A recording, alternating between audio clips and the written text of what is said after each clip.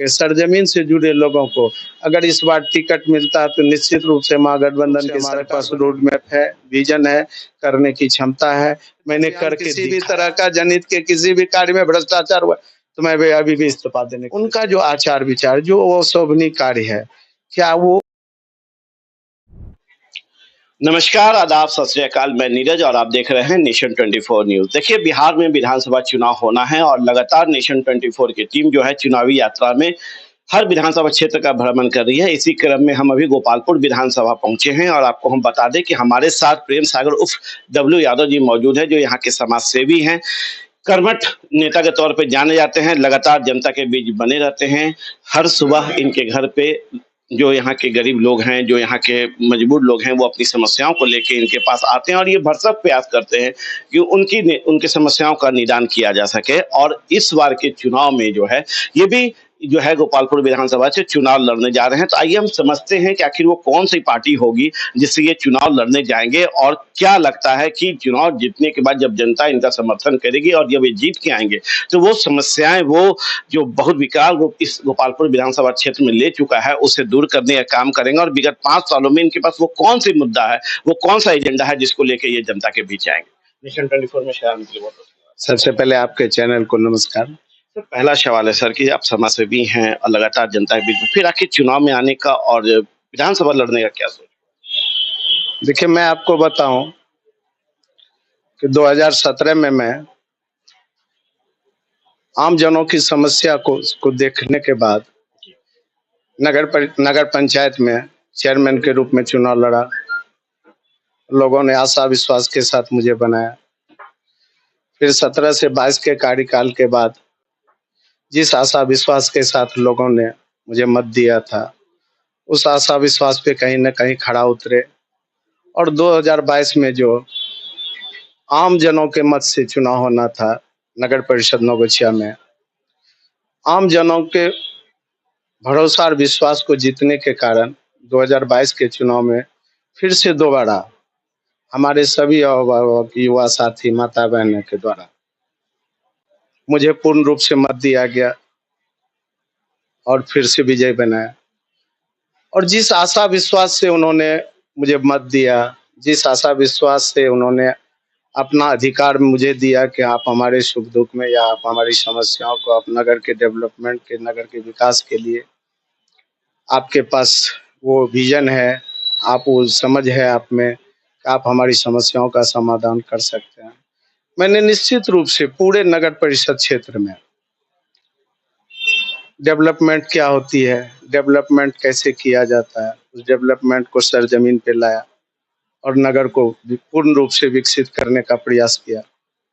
साथ ही डेवलपमेंट के लिए लोग नहीं देते हैं, हमारी माता बहनें जो होती है छोटी छोटी समस्या जिसको वो अपने आप में बहुत बड़ी समस्या मानते हैं, जबकि किसी भी जनप्रतिनिधि के लिए वो समस्या बहुत छोटी होती है।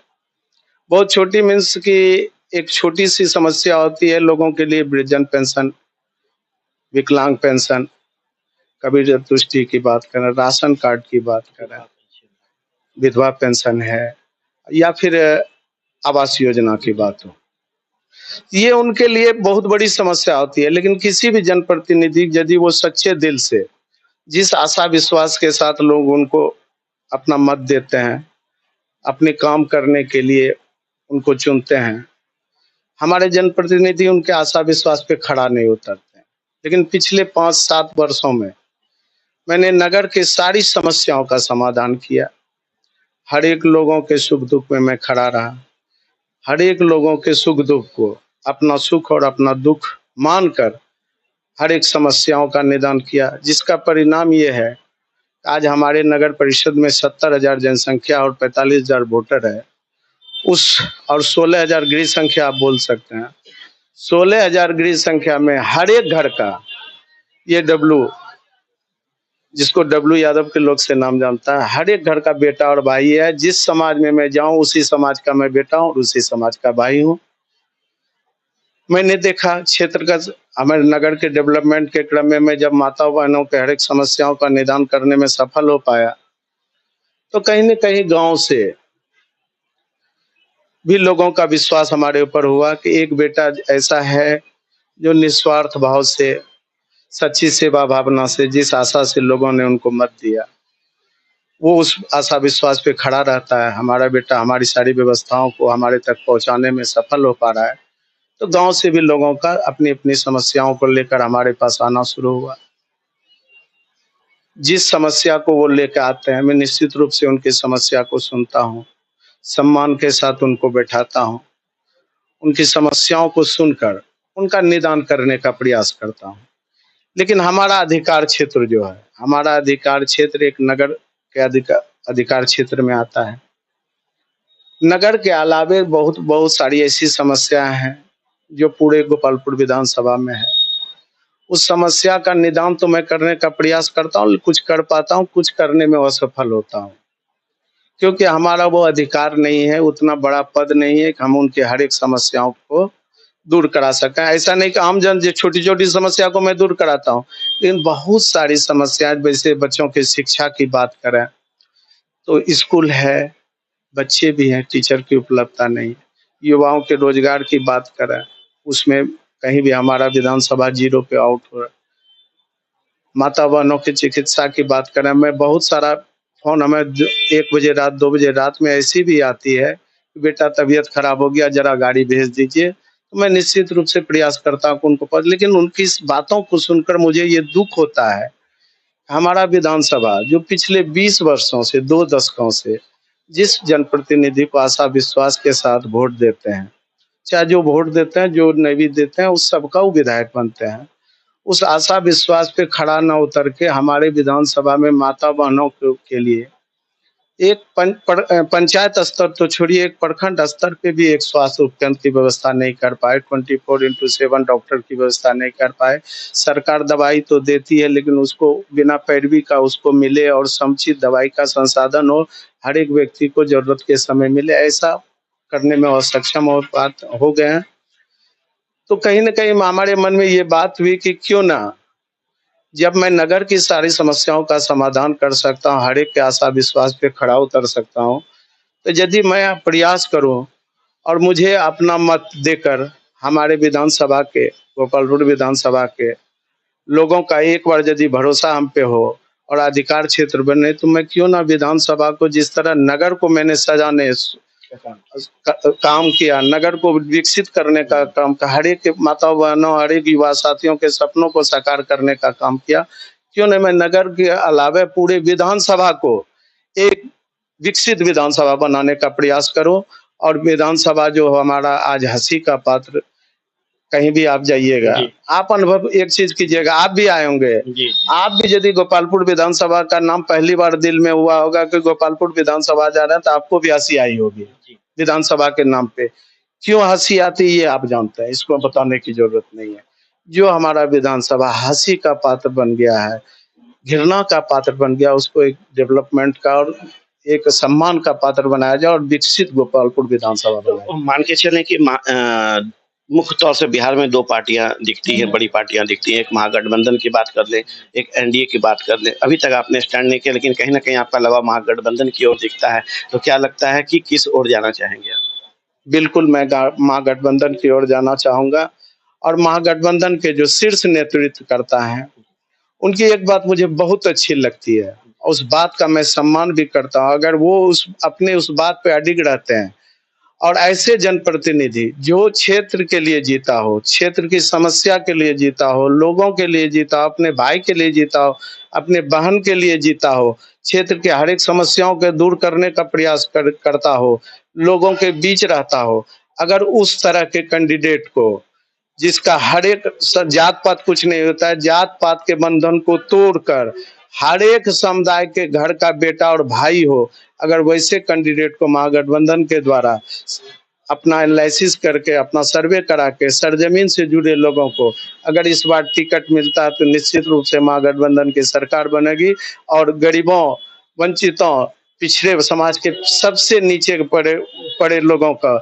जिस समय जो 1995 में लालू जी ने सामाजिक न्याय का दौर शुरू किया था, जो आज सामाजिक न्याय की दौड़ को उन्होंने सफल बनाया और आज आर्थिक न्याय की दौड़ चल रही है, आर्थिक समानता की बात चल रही है। उस आर्थिक समानता को भी हमारे महागठबंधन के शीर्ष नेतृत्व पूरे समाज में देने का काम करेंगे और उनकी सरकार बनेगी। आपका झुकाव है महागठबंधन की ओर दिख रहा है, लालू जी की तरफ दिख रहा है। दूसरी ओर एनडीए कहती है कि उनका 95 के आसपास जंगल राज था और फिर आ जाएंगे तो जंगल राज आएगा। तो आपको लगता है कि आप जंगल राज का समर्थन करें? देखिए, आप जंगल राज कर रहे हैं, उस दौर की पहले बात करें हम।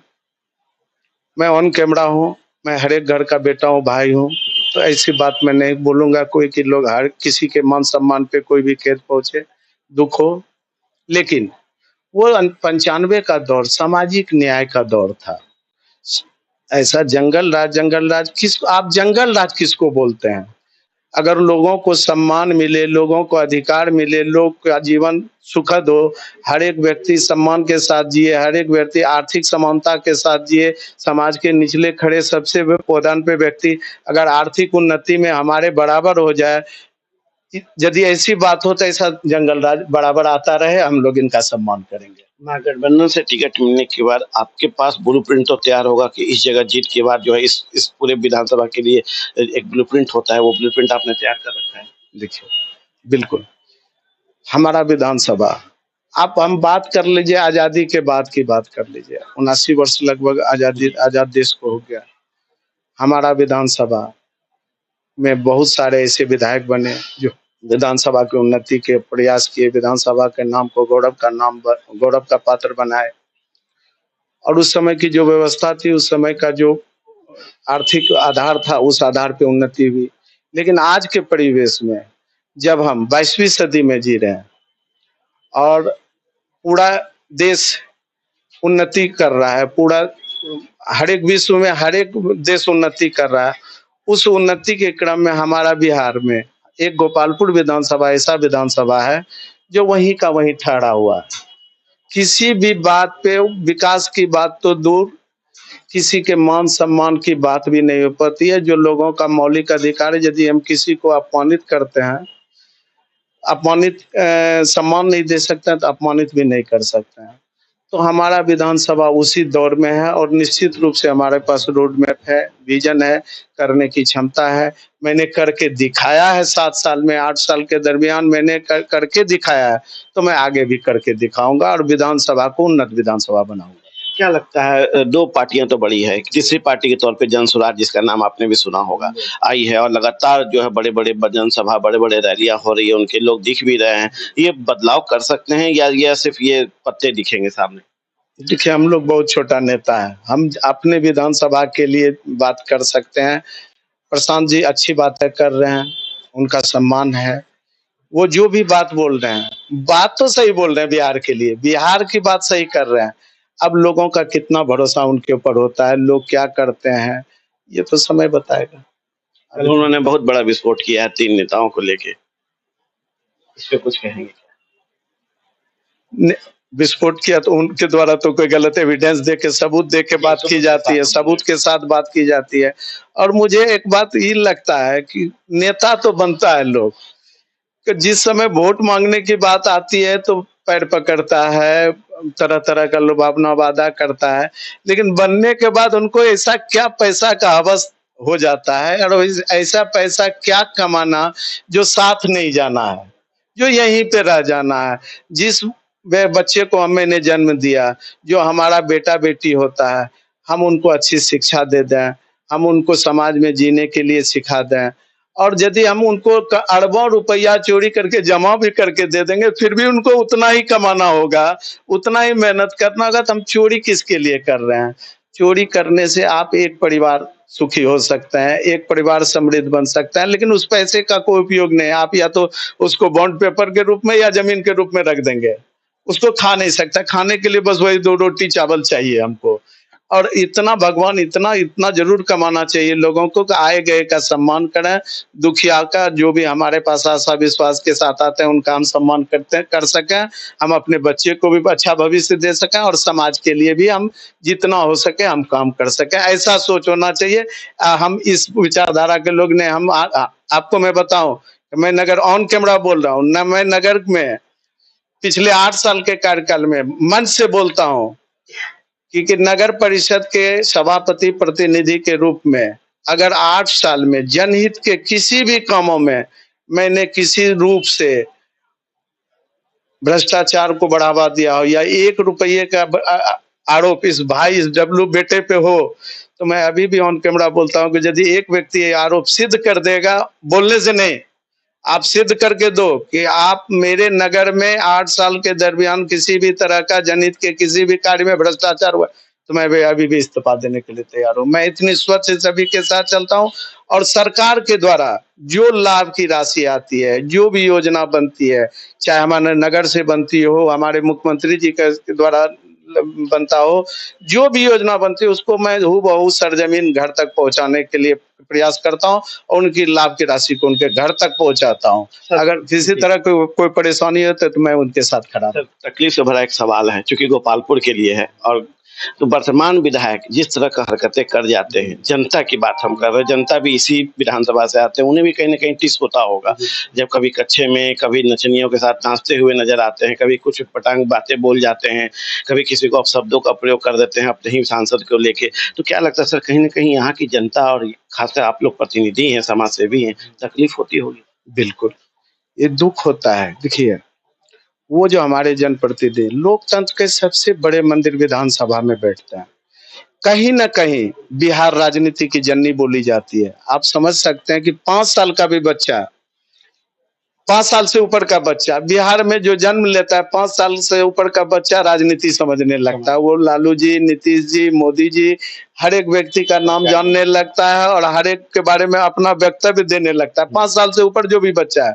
जिसको आप देख भी रहेंगे, अभी प्रचार के क्रम में बहुत सारा बच्चा दिख, कहीं न कहीं हमारे आने वाला पीढ़ी जो हमारे देश का भविष्य है, अपने आप को बिहार की जननी निश्चित रूप से राजनीति में है, अपने आप को आइडियल के रूप में हमारे राजनेता को स्वीकार करता है वो लोग।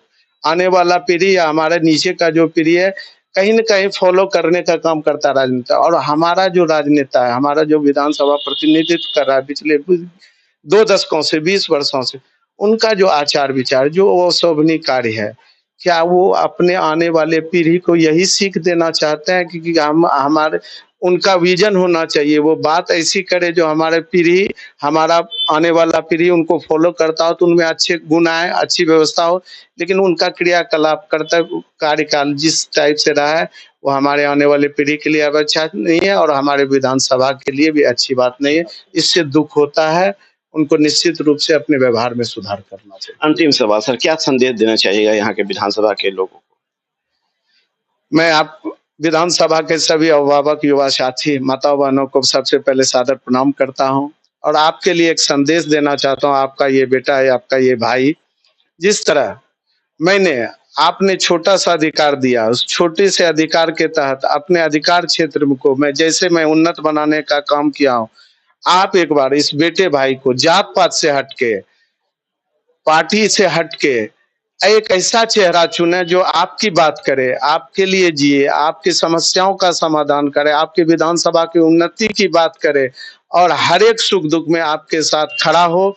आप ऐसे चेहरे को चुने, ना कि पार्टी पे जाएँ, जात पे जाएँ। एक युवा सोच, जिसके पास करने की क्षमता हो, जिसके पास विज़न हो, जिसके पास रोड मैप हो और जो विधानसभा डेवलपमेंट के लिए जिए, आपकी समस्याओं के लिए जिए, आपके लिए जिए, ऐसे व्यक्ति को वोट देने का काम करें। निश्चित रूप से आपका विधानसभा उन्नति की ओर अग्रसर करेगा। चलिए, तो अभी आप सुन रहे थे डब्लू यादव जी को, जो समाज सेवी हैं और गोपालपुर विधानसभा से जो है भावी प्रत्याशी के तौर पे जाने जा रहे हैं, जनता के बीच जा रहे हैं, उनकी बातों को सुना। ये वादा भी कर रहे हैं कि टिकट मिलता है और यदि जीत के आते हैं तो जो गोपालपुर के हंसी का पात्र विधानसभा है उसे दूर करेंगे और हर हालत में यहाँ पे जो है इनके पास ब्लूप्रिंट है, हर हालत में उस ब्लूप्रिंट के माध्यम से इसका कायाकल्प करने का काम करेंगे। आप देखें नेशन 24 न्यूज़। नमस्कार।